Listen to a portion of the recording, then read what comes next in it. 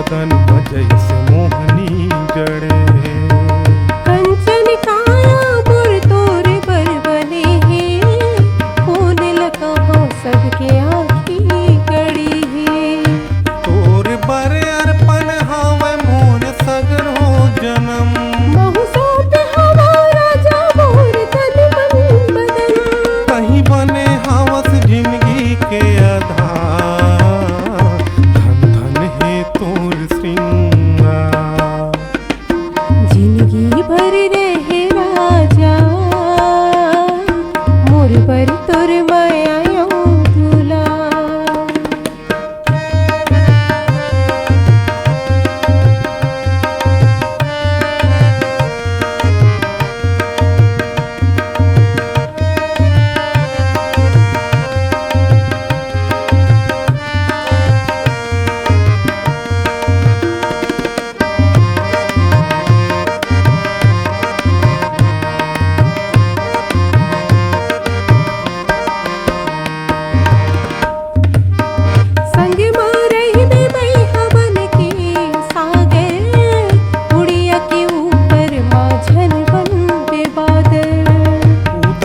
कर थसो तय मन लकाबर, तोर बर मोर माया है एक मन के आगर।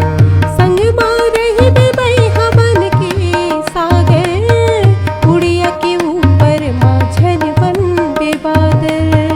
उदास कर थसो तय मन लकाबर, तोर बर मोर माया है एक मन के आगर। तोला काजल बना के मैं हाजिर होना, तोला हृदय के भीतरी मना के रही होना। पूरा हो जाहि कल्पना हमार, मोर बर तोर माया यो दूल्हा।